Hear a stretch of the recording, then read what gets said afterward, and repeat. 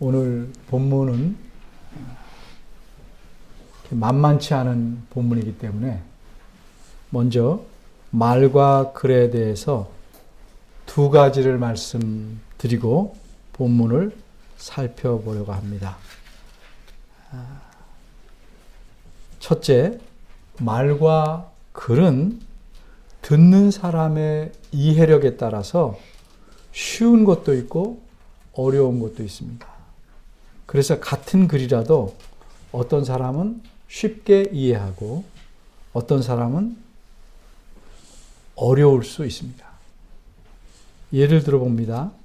오늘 본문 위에 15절 말씀은 이렇습니다. 우리는 본래 유대인이요 이방 죄인이 아니다. 이 말씀을 하신 분은 사도 바울입니다. 사도 바울은 유대인입니다. 그러니까 이 말씀을 우리가 이해하기는 어렵지 않습니다. 사도 바울이 자신을 포함해서 우리는 유대인이지 이방 죄인은 아니다. 이렇게 말하고 있다. 이렇게 이해하면 됩니다. 그런데 이렇게 쉽게 이해하면서도 조금 또 생각을 깊이 하면 그러면 이방인이면 이방이라고 말하지 어때서 이방 죄인이라고 말했을까? 이런 의문은 가질만 하고 가지는 게 더 좋습니다. 하지만 오늘 본문의 첫 구절인 17절은 대부분이 한글은 읽겠는데 정확한 뜻을 알기가 쉽지 않습니다. 두 번째, 말과 글에 대해서 두 번째 말씀드리고자 하는 것은 말과 글은 그것을 듣는 사람이 혹은 읽는 사람이 가진 편견에 따라 얼마든지 왜곡될 수 있다는 점입니다. 그래서 내가 아무리 때로는 진실을 말해도 편견이 있으면 진실을 받아들이지 못하고 오히려 진실을 말하는 사람을 거짓말쟁이로 여길 수도 있습니다. 예를 하나 들어보겠습니다. 예수님께서 유대인들에게 이렇게 말씀하셨습니다. 너희 조상 아브라함은 나의 때 볼 것을 즐거워하다가 보고 기뻐하였느니라. 우리는 이 말씀을 어떻게 생각합니까? 아브라함이 예수님의 때를 바라보고 기뻐했구나. 이렇게 이해할 수 있습니다. 그런데 그 현장에서 예수님의 말씀을 직접 들은 유대인들은 어떻게 이해했다고 생각하십니까? 그들은 이 말씀을 듣고 이렇게 반응을 보였습니다. 유대인들이 가로되 내가 아직 나이가 50도 못 됐는데 아브라함을 보았느냐? 유대인들이 이렇게 말할 때 그들의 생각은 무엇이었습니까? 쉽게 말하면 예수 당신이 아브라함이 아브라함이 그렇게 했다는 걸 봤냐? 직접 봤냐? 보지도 못하고 너무 심한 거짓말을 한다. 이것이 그들의 생각이었습니다. 예수님을 유대인들이 보기에 많이 잡아야 나이 50도 채 안 되었습니다. 반면에 아브라함은 그 당시로부터 무려 2000년 이전의 사람입니다. 그러니까 유대인들의 생각에는 예수님께서 말씀하시길 아브라함이 나의 때, 예수님의 때를, 예수님이 오실 때를 보기를 즐거워하고 보고서 기뻐한 줄 알았다는데 그렇게 알 도리가 없다는 겁니다. 유대인들의 생각에는. 그랬더니 예수님이 뭐라고 대답하셨습니까? 진실로 진실로 너에게 이르노니 아브라함이 태어나기 전부터 내가 있었느니라. 요한복음 8장 끝부분의 이야기입니다. 이 말씀이 무슨 뜻입니까? 한마디로 내가 다 봤다. 아브라함이 그렇게 한 것을 내가 직접 보았다. 그런 뜻입니다. 그러자 예수님은 유대인들이 예수님에게 어떻게 했습니까? 돌을 들어서 예수님을 쳐 죽이려고 했습니다.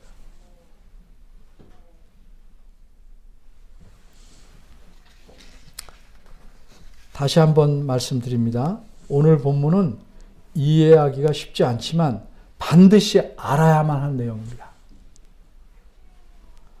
그래서 다음과 같이 두 가지로 나누어 생각해 보려고 합니다. 첫째는 전제된 생각.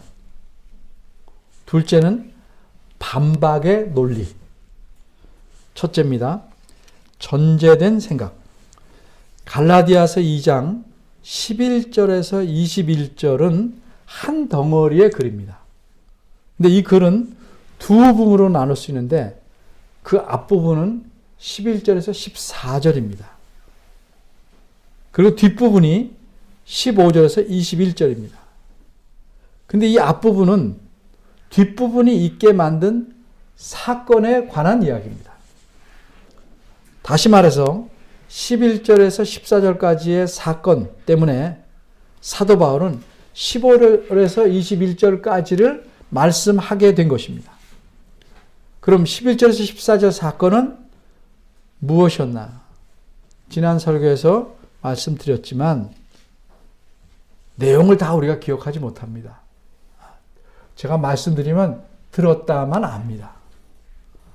그런데 본문을 잘 이해하기 위해서는 간단하게 다시 말씀드려야 이 논리가 연결됩니다. 그래서 잠시 아주 간단하게 말씀드리겠습니다.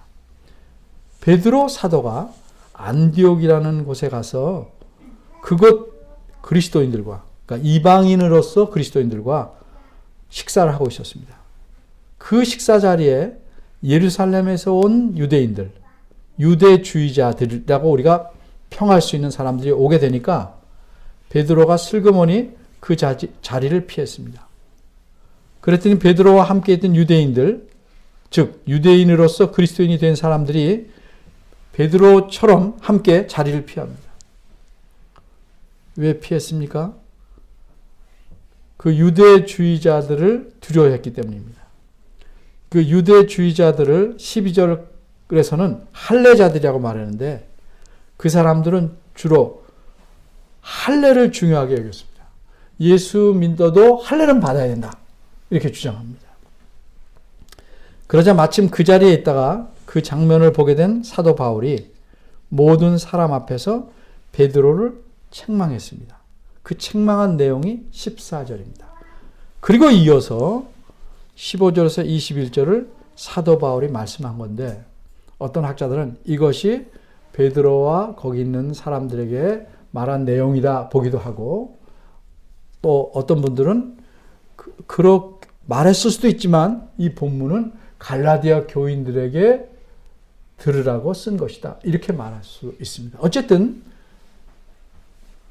이 내용이 말하고 싶은 내용입니다. 그래서 성경에 기록해 놨습니다. 이렇게 15절에서 21절을 말씀한 이유, 목적은 베드로가 유대주의자들의 눈치를 보고 행동한 일이 복음에 맞지 않는 것이고 그래서 잘못된 행동이었다는 사실을 증명하기, 성경으로 증명하기 위해서입니다. 그래서 이 뒷부분 15절에서 21절을 다시 이렇게 조금 갈라보면 15절에서 16절은 구원을 얻는 핵심, 의롭다함을 받는 핵심이 무엇인지를 말했고 오늘 본문인 17절부터 21절까지는 유대주의자들의 견해, 생각을 반박하는 내용을 담고 있습니다. 다시 말하자면 오늘 본문을 사도 바울이 말씀한 것은 15절과 16절 이야기를 하면 그 말을 듣고 유대주의자들이 반대할 만한 견해, 반대할 만한 생각을 염두에 두고 말하고 있다는 겁니다. 그런데 오늘 본문 15절과 16절 사이에 써 있지 않기 때문에 뭐라고 표현해요? 전제된 견해다. 전제된 생각이다. 이걸 분명히 염두에 두고 말했는데 여긴 써 있지 않기 때문에 전제되었다. 이렇게 말씀드리는 겁니다. 예를 들어보겠습니다. 하루는 네 사람이 아픈 사람을 침상에 누인 채로 지붕을 뚫고 예수님 앞에 내려놓았습니다. 그러자 예수님께서 그 병자를 고치기 전에 이렇게 말씀합니다. 내 죄의 사함을 받았느니라. 그러자 그곳에 있던 서기관들이 마음속으로 자기가 하나님도 아닌 주제에 어떻게 죄를 용서할 수 있는가? 이건 말도 안 된다. 이건 하나님을 모욕하는 것이다. 병을 고칠 수 없으니까 쉬운 것을 택하는 속임수를 썼다. 이렇게 생각합니다. 근데 이들의 생각은 전혀 마음속으로 생각한 거니까 전혀 겉으로 드러나지 않았습니다. 이런 걸 우리가 전제된 생각 혹은 전제된 견해라고 말합니다. 그런데 예수님은 그들의 그 마음속에 있었던 전제된 생각을 아셨기 때문에 그들에게 이렇게 말씀합니다. 중풍병자에게 내 죄 사함을 받았느니라 하는 말과 내 침상을 가지고 걸어가라 하는 말이 어떤 게 쉽겠냐? 이렇게 묻습니다. 왜? 전제된 생각을 분명히 알았기 때문에 그렇습니다. 그러니까 글이나 말은 그 전제된 생각을 알아야 이해하는데 많은 도움을 얻습니다.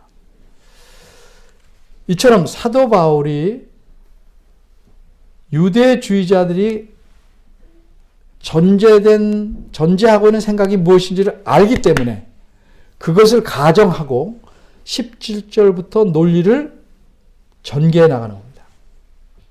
근데 우리는 그 전제된 생각을 모르니까 이게 무슨 뜻인지, 왜 이런 말을 했지? 하고 의아해 할 수 있어요.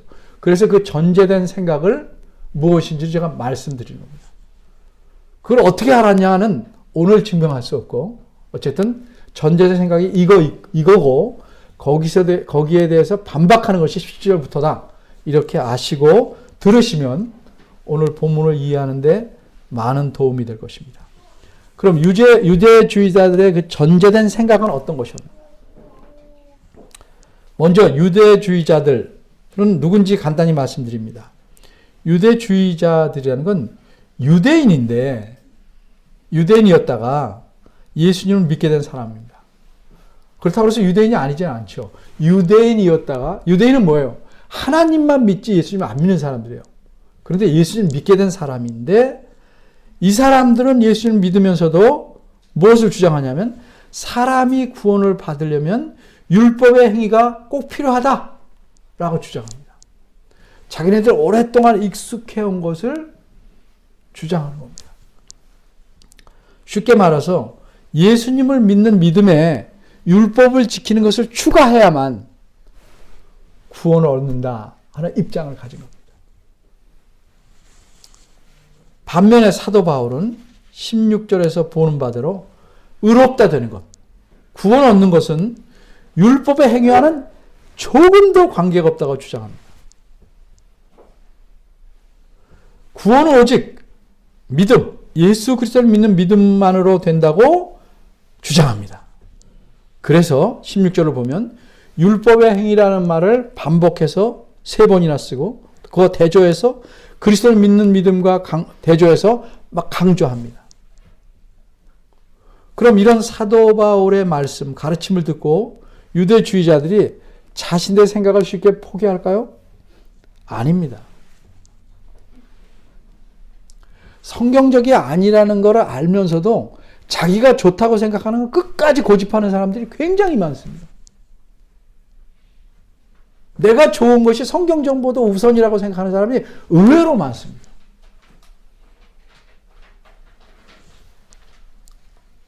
그런데 오랫동안 그렇게 생각하고 하나님을 섬겼는데 예수님 믿는다고 해서 그 생각이 없어질까요? 포기할 수 있을까요? 결코 그렇지 않습니다. 그래서 유대주의자들은 이런 식으로 생각하며 반대 의견을 펴니다.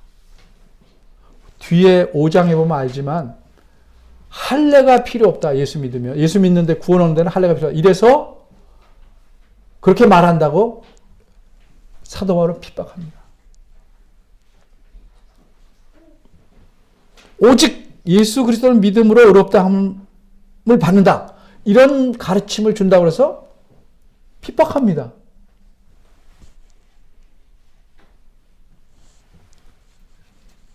그럼 유대주의자들은 어떤 식으로 생각했는가? 제가 좀 풀어서 설명합니다. 그러면 오직 예수님만 믿으면 구원 얻는다면 아무렇게나 살아도, 즉 율법을 지키지 않고 제 마음대로 살아도 예수님만 믿으면 구원 얻는다고? 그게 과연 공의로운 것이냐? 말도 안 된다. 바르게 살려고 애쓰는 좋은 사람과 마구 멋대로 사는 사람이 아무런 차별 없이 예수님만 믿으면 구원 얻는다는 것은 너무도 불공평하다. 그러므로 오직 믿음으로 구원 얻는다고 가르치는 바울의 가르침은 매우 위험하다. 왜 위험합니까? 그들의 생각은 사람들로 도덕적으로 해이하게 만들고 제멋대로 살도록 선동하기 때문이다. 그들의 생각입니다. 여러분들은 이렇게 유대주의자들이 반대하는 의견이 어떻다고 생각합니까? 일리가 있다고 생각하십니까? 일리 정도가 아니고 매우 타당하다고 생각하십니까? 근데 알고 보면 이런 식의 반대 의견이 오늘날도 굉장히 많습니다. 예수님을 믿는다는 사람들에게서도 많이 나타납니다. 어떻게 저 나쁜 사람이 나하고 똑같이 구원 얻을 수 있죠? 벌 받아도 싼데. 너무 하잖아요. 이게 공의로운 겁니까? 이런 질문 저한테도 많은 사람들이 합니다. 그 생각 안에 담겨 있는 게 뭡니까? 나는 구원 얻는데 저 사람보다 훨씬 유리한 조건을 갖고 있다 하는 거죠. 그게 뭐가 문제일까? 이제 다음에 계속 공부하겠지만 일단 생각을 하고 계십시오.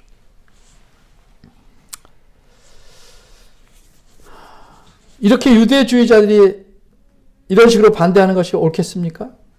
아닙니까? 문제가 있다면 뭐가 문제겠습니까? 그래서 우리가 17절부터 사도 바울이 하는 말씀을 잘 들어야 합니다. 이걸 바르게 알아야 나에 대해서, 남에 대해서, 하나님의 은혜에 대해서 바르게 인식할 수 있는 겁니다. 이럴 때 정말 할 수 있는 말이 뭐예요? 아는 게 힘이다. 이때는 모르는 게 약이다가 아니에요. 아는 게 힘입니다. 알면 감사가 넘치고 삶이 달라집니다. 두 번째입니다. 반박의 논리. 그럼 반대 의견을 반박하는 논리를 사도 바울이 어떻게 풀어가느냐를 우리가 생각하는 겁니다. 17절을 좀 꼼꼼히 생각해 보겠습니다. 앞부분부터 보겠습니다. 17절입니다. 만일 우리가 그리스도 안에서 의롭게 되려 하다가 죄인으로 나타나면, 이 말씀은 뭘까요? 이 지금 만일, 그러니까 가정에서 말하는 겁니다. 여기서 그리스도 안에서 의롭게 되려 한다는 말은 내가 율법의 행위가 아니라 오직 그리스도만을 믿는 믿음으로 의롭게 되려 한다면, 이게 사도 바울이 가르치는 내용이고 반면에 유대주의자는 비난하는 내용입니다. 그런데 죄인으로 나타나면 이라는 말은 쉽게 말하면 죄를 지으면 이라는 의미입니다. 그러니까 만일 우리가 그리스도 안에서 의롭게 되려 하다가 죄인으로 나타나면 이라는 말씀은 그리스도를 믿음으로 의롭게 된다 이렇게 믿고 살아가다가 우리 역시 죄를 짓게 되면 그건 누구 책임이냐? 그걸 묻는 겁니다. 이걸 가정으로 묻고 있는 거예요. 율법의 행위가 아니고 오직 믿음으로만 의롭게 된다를 믿고 살았는데 죄를 지었어. 누구의 책임을 따져야 되는 거예요? 유대주의자는 이 경우에 그리스도의 책임이다 라고 속으로 말하고 싶은 겁니다. 왜냐? 오직 예수 그리스도를 믿는 믿음으로 의롭게 되는 것으로 믿고 살았는데도 그렇게 안 되고 죄를 지었으니까 그리스도를 믿는 믿음만으로 부족한 것이다. 그러니까 오직 믿는 대상인 그리스도, 그분만을 믿었는데 죄를 졌어. 그러니까 그리스도에게 책임이 있다고 주장하고 싶은 겁니다. 바꿔 말하면 만일 사람이 그렇게 되는 것이 율법의 행위가 있다고 한다면, 율법을 잘 지켜서 그렇게 된다고 한다면 그 율법을 지키지 못한 게 죄인데, 그렇게 죄를 지으면 그 사람이 못 지켰으니까 그 사람 책임이겠지만, 그리스도를 믿음으로만 의롭다함을 얻는다고 하고 율법의 행위는 아니라고 했는데 죄를 졌다면 그 사람이 아니고 그리스도에 있다, 그런 주장입니다. 여기까지 좀 이해가 되십니까? 다음에 또 들으면 훨씬 잘 될 거예요. 일단은 이렇게 들어주십시오. 그럼 이런 주장이 얼핏 보면 그럴듯한데 여러분 생각은 어떡합니까? 어떻습니까? 예를 한번 들어보겠습니다. 아이가 때가 돼서 입학통지서가 나와서 초등학교에 다니게 됐습니다. 부모는 오래전에 생각하고 약속한 바대로 아이에게 초등학생이 탈 만한 자전거를 사줬어요. 아이는 너무 기뻐하고 감사하고 열심히 자전거를 배워서 탔어요. 근데 어느 날 자전거를 타다가 넘어져 무릎을 다쳤어요. 누구 잘못입니까?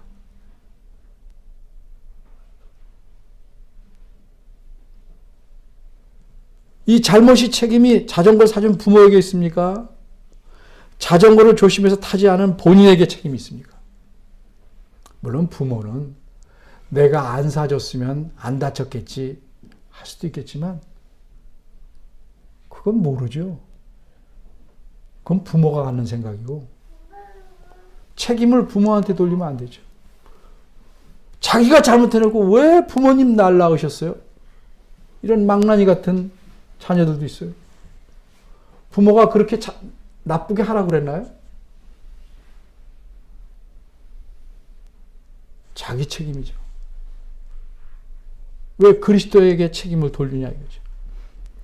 이처럼 율법의 행위가 아니라 오직 믿음으로 의롭게 된다고 믿고 사는 그리스도인이 살다가 죄를 지으면 그 책임이 그리스도에게 있다고 보려는 그 유대주의자의 주장은 말도 안 되는 궤변입니다. 이거는 자전거 사진 부모에게 책임이 있다고 말하는 것보다 더 말이 안 되는 거예요.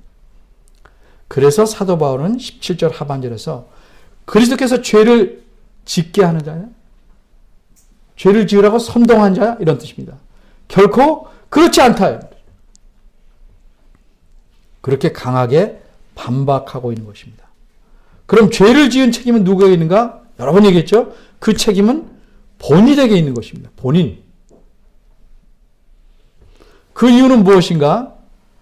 그 이유를 18절에서 말합니다. 18절입니다. 18절은 원문에 따르면 왜냐하면으로 시작합니다. 그래서 이유를 말하는 거예요. 왜냐하면. 이 구절에서 사도 바울은 17절에서와는 좀 다르게 가정을 합니다. 여기서 가정입니다. 만일 이렇다면. 그런데 이번에는 뭐예요? 우리가 17절은 우리가 이렇게 만일 했는데 이번엔 뭐라고 해요? 만일 내가 이렇게 가정합니다. 왜 이렇게 바꿨을까요? 이렇게 하는 것은 비록 가정으로 말한다 할지라도 좋지 않은 예를 드는 거기 때문에 자기 이야기로 제안해서 말하는 겁니다. 이게 아주 바람직한 배려와 겸손의 표현 방식입니다. 많은 사람들이 이렇게 안 합니다. 다른 사람을 끌어넣어서 자기 잘못을 줄이려고 하거나 넘기려고 합니다.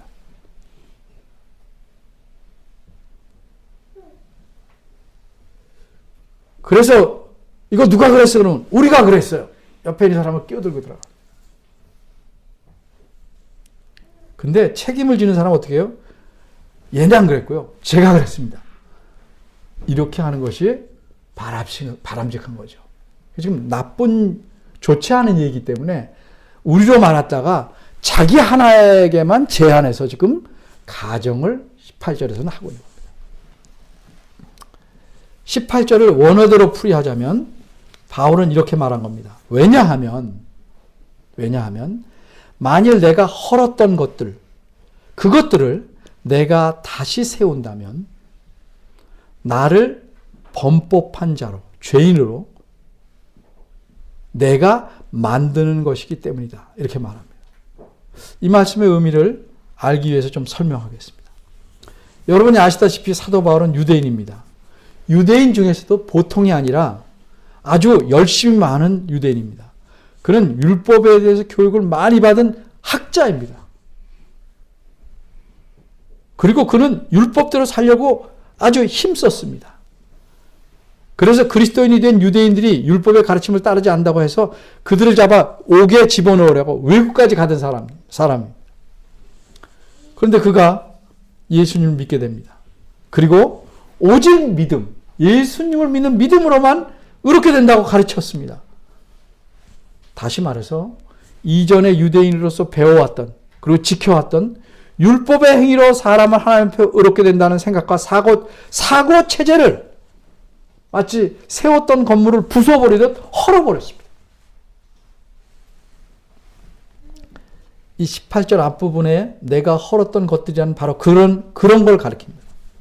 근데 그 헐었던 것을 다시 세운다면, 그래서 이것은 그런 사고 체제를 다시 갖추어서 하나님 앞에서 나 자신이 율법을 지켜서 의롭게 되려고 한다면, 그것은 나 스스로가 하나님 앞에서 죄를 범하는 것이나 마찬가지다. 왜 죄를 범해요? 오직 믿음으로 의롭다고 한다고 그랬는데 자기가 바꿔서 자기의 힘으로 의롭게 되려고 하니까 이제 뒤에 나오겠지만 하나님의 은혜를 무시하는 것이고 그리스도의 죽음도 헛것으로 만드는 것이고 엄청난 큰 죄를 범하는 거죠. 오늘은 여기까지 해서 정리를 하겠습니다. 그래서 정리합니다. 17절과 연관해서 18절까지 내용을 정리해 보겠습니다. 첫째는 오직 믿음으로 의롭게 된 자들도 죄를 지을 수 있다. 이 세상 살면서. 둘째는 그러나 그 책임은 그리스도가 아니라 결코 그리스도가 아니라 자신에게 있는 것이다. 왜 그럴까요?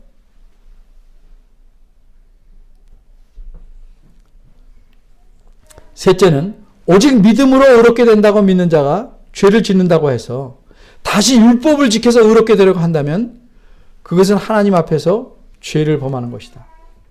왜? 오직 믿음으로만 의롭게 된다는 진리를 부정하는 것이고 하나님의 은혜를 부정하는 것이고 그리스도의 죽으심을 헛되이 만드는 거기 때문에 21절에 있는 대로.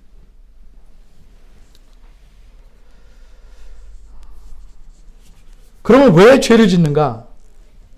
오직 믿음으로만 의롭게 된다는 그 진리가 잘못된 것이 그런 게 아닙니다. 여기서 하나 우리가 조금 생각하고 다음을 위해서 지나가야 될 것은 오직 믿음으로 의롭게 된다는 것이 이 다음에 장래에 있을 선언에 불과하다면 선언 그리고 우리 삶에 아무런 영향을 못 미치는 거라면 오직 의롭게 된다는 오직 믿음으로 의롭게 된다는 그것은 그런데 죄를 지으면 그렇게 믿고도 그리스도의 책임이 있다고 말할 만하죠. 그런데 오직 믿음으로만 의롭게 된다는 것은 이 다음에 선언하는 것이긴 하지만 이 땅에 사는 그 사람에게 그 사람을 바꾸는 힘을 주는 겁니다. 그건 다음에 설명하겠습니다. 그 사람이 바르게 살아갈 수 있는 힘을 주는 것이기 때문에 그렇습니다. 왜 그런 힘을 주는가는 우리 19절부터 더 설명하겠습니다.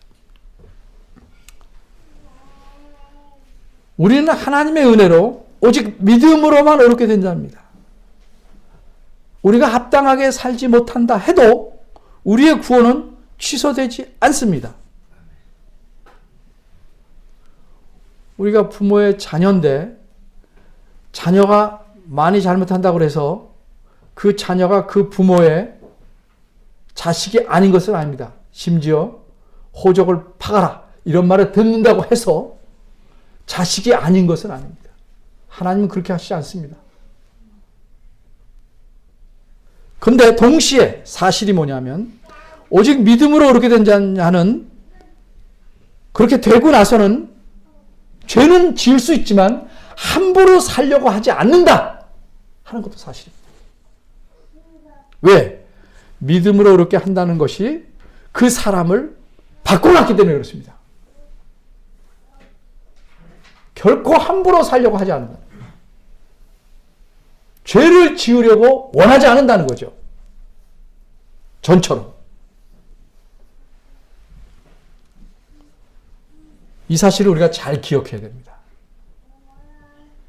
우린 이렇게 하나님의 은혜로 의롭다, 오직 예수 그리스도를 믿음으로 의롭다 함을 얻은 자이기 때문에 또 그렇게 의롭다 함을 얻음으로써 하나님 앞에 새 사람으로 살 수 있는 은혜와 힘을 가진 자이기 때문에 하나님 앞에서 온 힘을 다해 신실하게 죄를 피하며 하나님이 기쁘시게 하는 삶을 살도록 애써야 합니다. 그렇게 못 사는 것은 본인의 책임입니다. 부원은 취소되지 않지만 본인에 대한 책임을 하나님께서 물으실 겁니다. 그 두 가지를 우리가 잘 생각해야 됩니다. 하나님을 기쁘시게 하는 삶을 과연 오직 믿음으로 의로운 자 된 사람답게 살아가야 할 것입니다. 기도하겠습니다.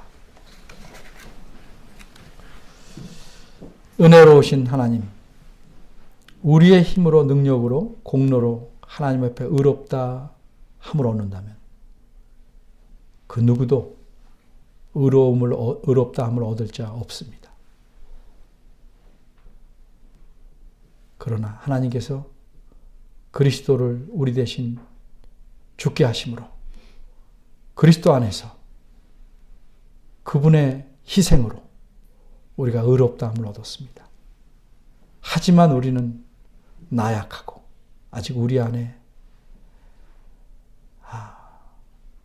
말끔히 씻어내지 못하는 오염 때문에 수많은 잘못을 저지르고 살아갑니다. 이러한 우리 자신을 눈 크게 뜨고 돌아보게 하시고 하나님 앞에 더욱 각성해서 바르게 살 수 있도록 하나님을 기쁘시게 할 수 있도록 애쓰는 저희에게 소원합니다. 저희를 긍휼히 여겨 주시옵소서. 예수님의 이름으로 기도합니다.